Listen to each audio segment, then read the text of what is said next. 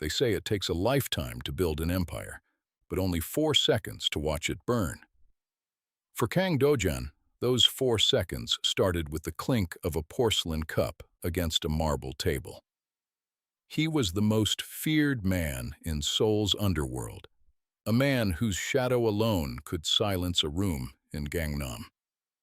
He had spent years hardening his heart, turning himself into a weapon of pure logic and cold authority. But as he sat on that velvet couch in his mistress's hillside mansion, the air suddenly turned to ice. It wasn't because of a threat. It wasn't because of a gun. It was because of a pair of hands. Hands he had held every night for 3 years. Hands he'd last seen trembling as they signed divorce papers 9 months and 13 days ago. Those hands were now gripping a silver tray, the knuckles white, the skin smelling not of the expensive French perfume he used to buy her, but of cheap lemon bleach and floor wax. The woman didn't look up. She kept her head bowed, her dark hair pulled back into a tight, professional knot that looked painful. She was wearing a black maid's uniform that was 2 sizes too big for her gaunt frame. "The tea, sir. Barley and chrysanthemum, exactly 37 degrees. Her voice was a flat, dead monotone.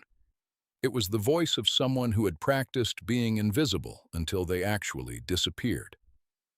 Dojan didn't look at Cho Nara, the beautiful, strategic mistress sitting beside him. He didn't hear Nara's superficial laughter as she boasted about her new, efficient staff.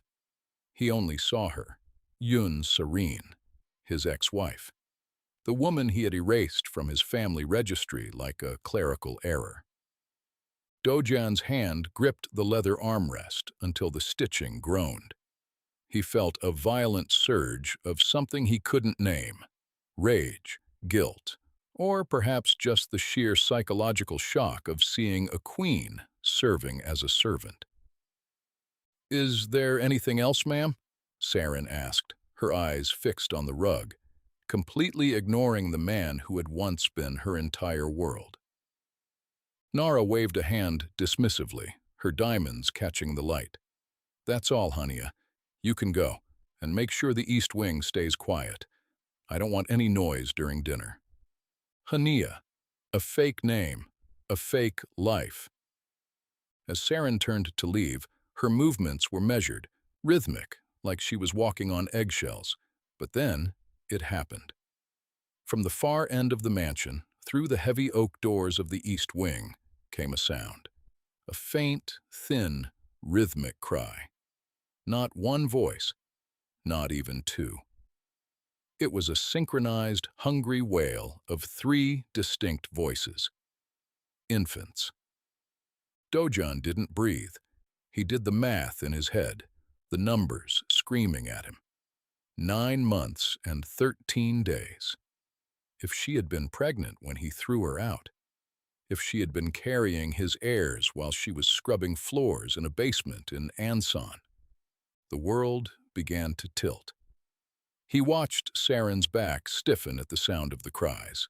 For a split second, the maid mask slipped, and he saw the raw, primal instinct of a mother. She didn't wait for permission. She moved. "Dojan, honey, is the tea too hot? You look like you've seen a ghost," Nara said, reaching for his hand. He pulled away as if her touch was fire. He didn't say a word. He stood up, his tall frame casting a long, dark shadow over the tea service. He didn't go to the restroom. He didn't go to the exit. He walked toward the East Wing, his leather shoes sounding like a countdown on the marble floor. He reached the door just as Saren was about to close it. He didn't use force. He just placed his hand on the wood. The strength in his arm was enough to stop a train, and Saren, despite her desperate push from the other side, couldn't hold it. The door swung open and the smell hit him first. It wasn't the sterile, expensive scent of the mansion. It was the smell of baby powder, warm milk, and survival. 3 identical white cribs lined the far wall. The room was small, cramped, and filled with mismatched blankets bought from discount markets. In the center of the room stood the woman he had destroyed, holding a crying baby in each arm while the third kicked in its bassinet. The silence between them was so heavy, it felt like it could crack the floorboards. "Get out," Saren whispered. It wasn't a plea. It was a command. Dojan didn't move. He looked at the babies.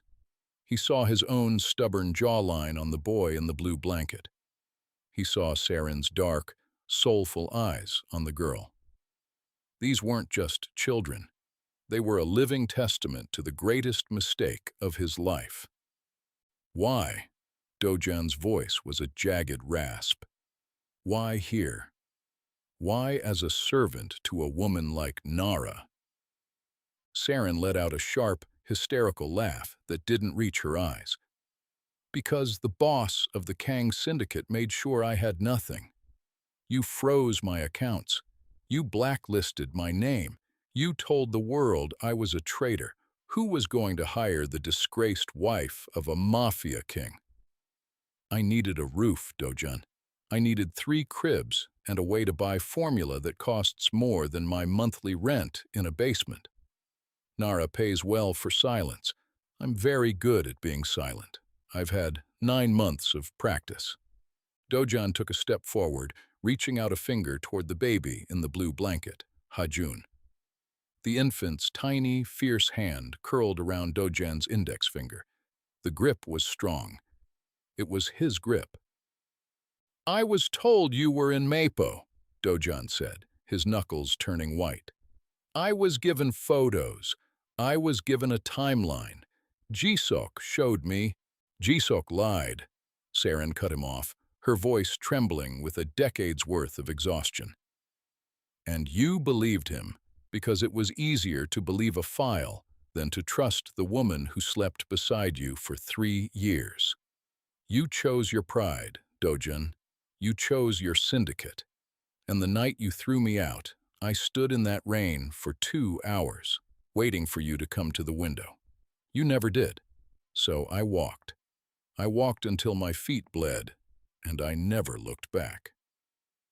Dojan felt a cold realization wash over him. Hwang Jisok, his most trusted advisor, the man who had been at his side since they were teenage runners, had engineered the entire divorce. He had manufactured the evidence to keep Dojan focused, to remove the distraction of a wife who wanted him to go legitimate. Dojan's eyes burned as he looked at the 3 lives he had almost missed: Hajun, Minjae, and Hana. Names he hadn't even known existed until 5 minutes ago.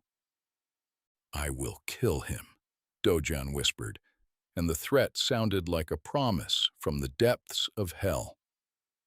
No, Saren said, stepping between him and the cribs. You will do nothing. You will walk out of this room. You will finish your tea with your mistress, and you will leave us alone. You don't get to be a father now because it's convenient. You don't get to claim blood when you didn't provide a single drop of water when I was screaming in that delivery room in Ansan alone. Dojan looked at her, really looked at her.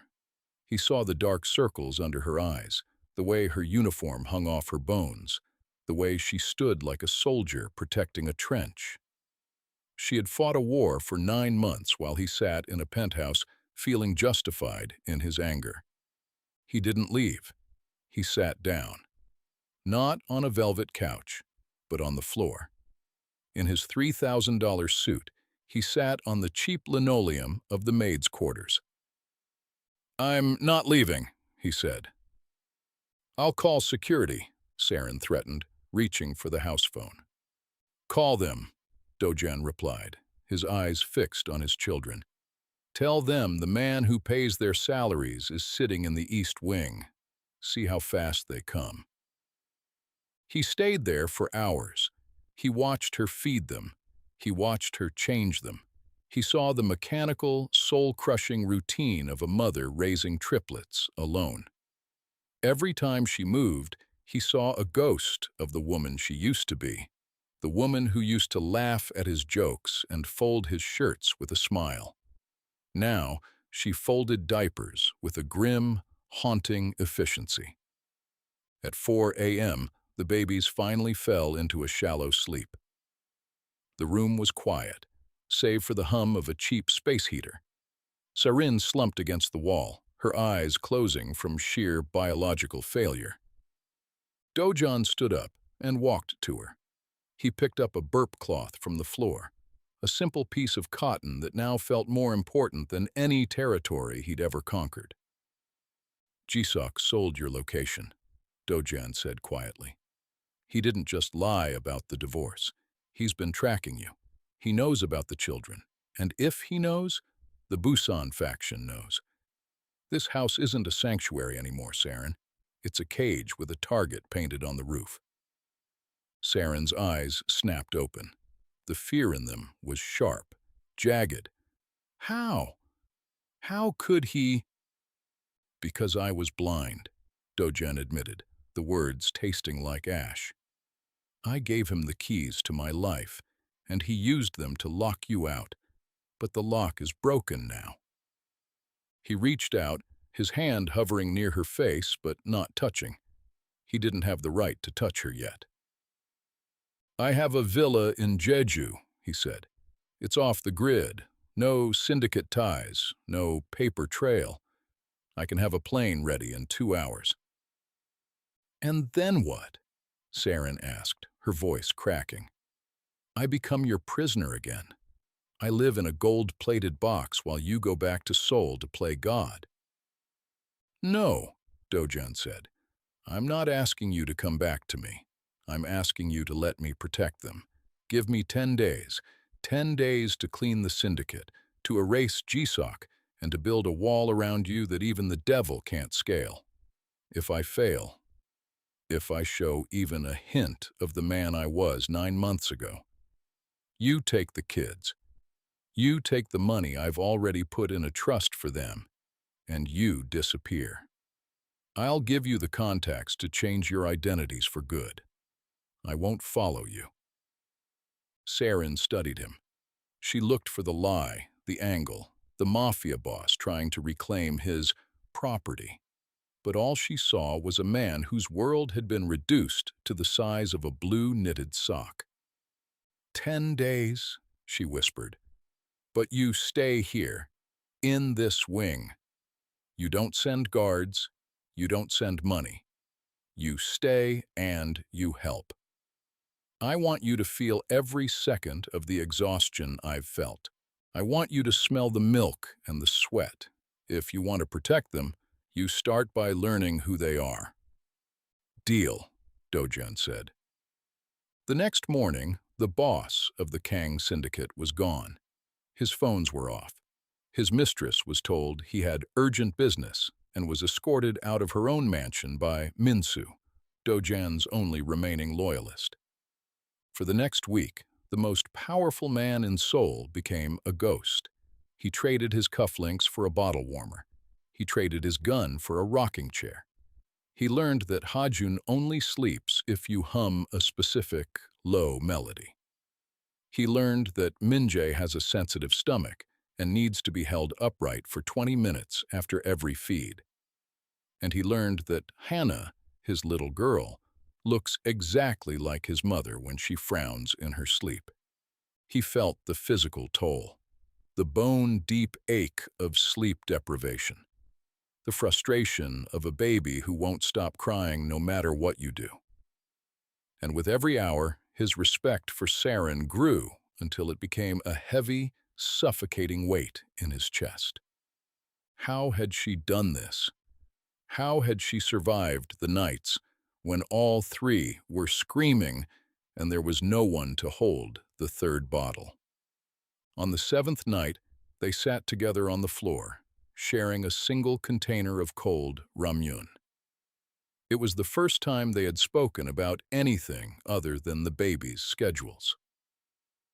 "I read the hospital records," Dojan said, his voice low. Ansan General, emergency C-section. You were alone. Saren didn't look up from her noodles. The nurse asked for a father's name. I told her he was dead. In my head, he was. The man I loved died the moment he looked at those photos and didn't see the woman standing in front of him. I am trying to bring him back, Dojan said. You can't, she replied. That man was naive. He didn't know how cruel the world was. You can't go back to being him. The question is, who are you going to be now? Before he could answer, his burner phone vibrated on the floor. A single text from Minsu. Jisok moved. Busan faction is in Gangnam. They've bypassed the perimeter. 5 minutes. Dojan's entire aura changed in a heartbeat. The tired father vanished, and the syndicate boss returned. But this time, he had something to fight for, besides territory. He stood up, checking the Glock tucked into the back of his waistband, the only piece of his old life he hadn't discarded. Stay in the East Wing, he told Saren, his voice calm and lethal. Lock the secondary door. Do not open it unless you hear my voice and the word chrysanthemum. Saren grabbed his arm. Dojan, don't die. Not because of me, because they haven't finished their 10 days with you yet. He looked at her, and for the first time in 9 months, he let himself touch her. He pressed his forehead against hers for a fleeting second.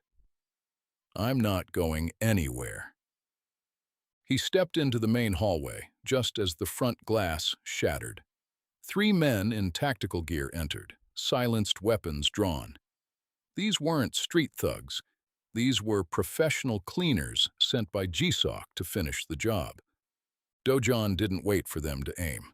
He moved with the practiced fluidity of a man who had survived a dozen assassinations. 2 shots, 2 hits. The third man dove behind the velvet couch, the same couch where Dojan had sat just a week ago, oblivious to his own children. Jisok, Dojan roared, his voice echoing through the mansion. I know you're listening through their comms. Come and face me like a man, or die like the rat you are.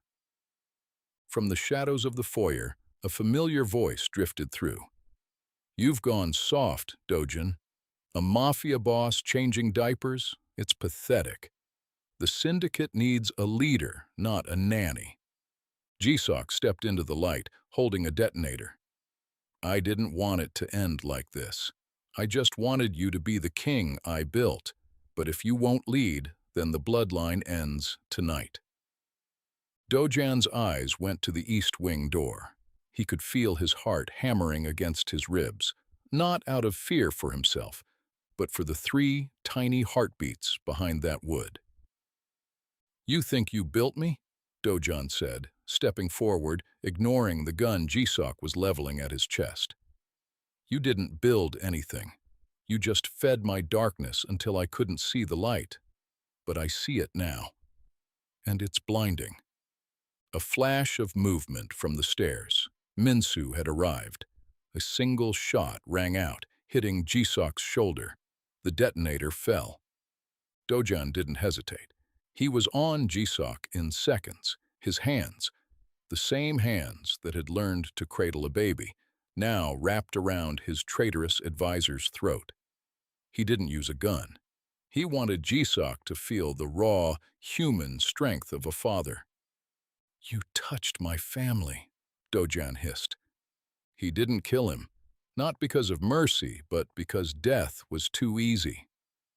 Minsu, take him to the basement in District 4. Make sure he stays alive for a very, very long time. I want him to watch from a cell as my children grow up and inherit everything he tried to steal.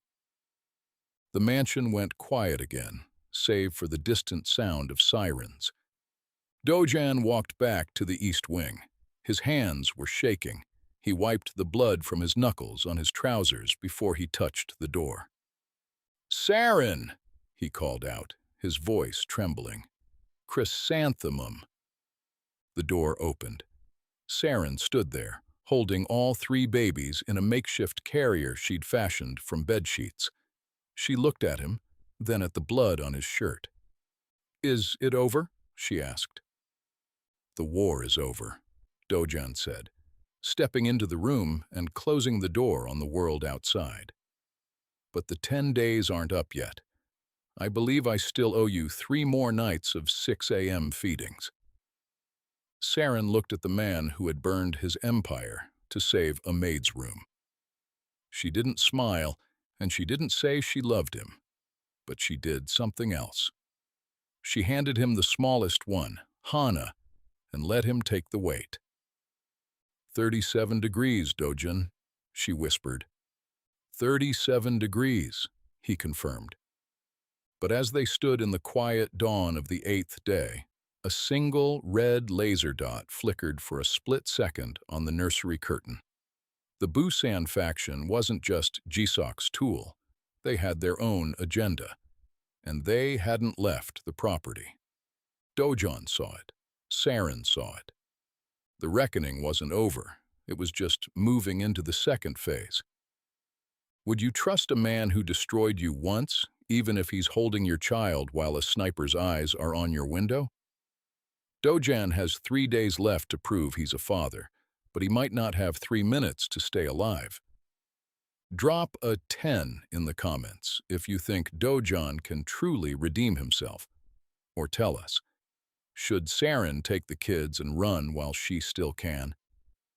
Subscribe to Aurora Love Saga, because the next chapter isn't just about love, it's about blood and the price of a second chance. We're reading every comment, and your voice might just change the ending. See you in the next chapter.